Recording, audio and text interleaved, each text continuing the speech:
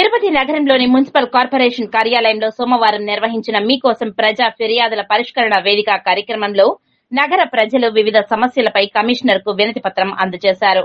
అలాగే టీడీపీ మాజీ MLA Sugunamma commissioner ను కలిసి తిరుపతిలో ఉన్న 4 అన్న క్యాంటీన్లను త్వరితగతిన ప్రారంభించాలని, రద్దీ ఎక్కువగా ఉన్న ప్రాంతాల నందు మరికొన్ని అన్నా క్యాంటీన్లు ఏర్పాటు చేయాలని కోరారు.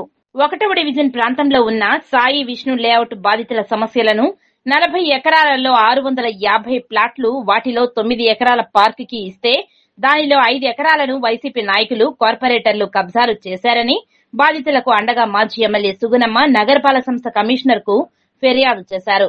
స్పందించిన కమిషనర్ బాధితులకు న్యాయం జరిగేలా చూస్తానని హామీ ఇచ్చారని సుగుణమ్మ మీడియాకు తెలిపారు. అంతకుముందు బాధితులతో కలిసి స్థలంను పరిశీలించారు. ఫిర్యాదుల వేదికను మరి ఏర్పాటు చేయడం జరిగింది మన ముఖ్యమంత్రి నారా చంద్రబాబు నాయుడు గారు. దానిలో భాగంగా ఈరోజు మరి గత 5 సంవత్సరాలుగా కూడా తిరుపతి నగరంలో ఎన్నో బాధలు పడినటువంటి ఎంతోమంది మరి ఈ వాళ్ళ ప్లాట్లను భూ కబ్జాలు చేసినటువంటి బాధలు, మరి సరైన డ్రైనేజీ సిస్టమ్ లేక, సరైన మరి పరిశుభ్రత కార్యక్రమాలు చేపట్టక, హెల్త్ పరంగా కూడా ఈ విధంగా రకరకాలైనటువంటి బాధలతో తిరుపతి ప్రజలు గత 5 సంవత్సరాలుగా కూడా ఇబ్బంది పడినారు.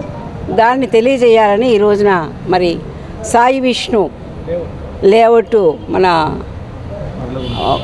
1వ డివిజన్లో ఉంది. దానిలో దాదాపు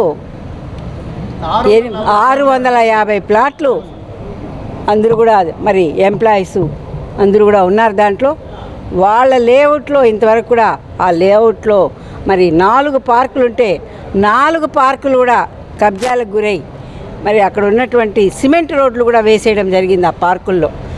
అంటే కాంక్రీట్ కన్స్ట్రక్షన్స్ కూడా ఈ ఎవరైతే మరి ఈ ఎంక్రోచర్స్ ఉన్నారో, ఈ భూ గ్యార్బర్స్ ఉన్నారో, భూ కబ్జాదారులు ఉన్నారో, మరి వాళ్ళంతా కూడా అక్కడ ఉన్నటువంటి ప్లాట్స్ వాళ్ళని ఇబ్బంది పెడుతూ, భయభ్రాంతులకు గురి చేస్తూ వాళ్ళని ఇవంతా కూడా ఈ 4 పార్కులు కూడా ఆక్రమించుకోవడం జరిగింది.